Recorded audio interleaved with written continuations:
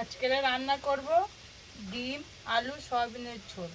আমি কিভাবে ডিম আলু সয়াবিনের ঝোল রান্না করি সেইটা আপনাদেরকে আমি দেখাবো। তা প্রথমে আলুটা আমি ভেজে নিচ্ছি, আর ভাজা হয়েও গেছে, এবার আমি নামিয়ে নেব। এবার ভেজে নেব ডিম। ডিম ভাজা হয়ে গেছে, এবার আমি তুলে নেব। এবার ভেজে নেব সয়াবিন।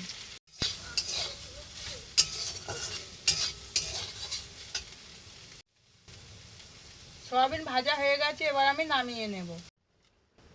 এবার দিয়ে দেবো তেজপাতা। এবার দিয়ে দেবো পেঁয়াজ, টমেটো, কাঁচা লঙ্কা। এবার দিয়ে দেবো স্বাদ মতো লবণ। এবার দিয়ে দেবো আদা রসুন বাটা। এবার দিয়ে দেবো হলুদ গুঁড়ো, অল্প করে লঙ্কা গুঁড়ো দেবো, আমি কাঁচা লঙ্কা দিয়েছি, আর দিয়ে দেবো জিরের গুঁড়ো।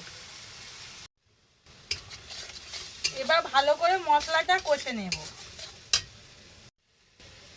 প্রথমে দিয়ে দেবো সয়াবিন। এবার দিয়ে দেবো ভেজে রাখা আলু, দিয়ে ভালো করে আমি কষব।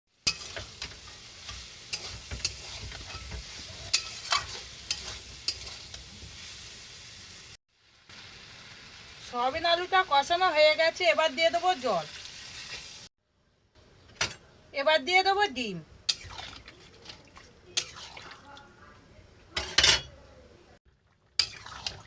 আমার ডিম সয়াবিন হয়ে গেছে, এবার আমি নামিয়ে নেবো। নামানোর আগে গরম মশলা বাটা দিয়ে দেবো।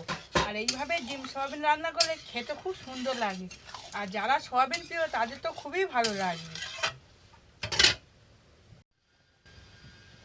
এবার দিয়ে দেবো ঘি। ঘিটা দিলে আরও খেতে সুন্দর হয়ে যাবে।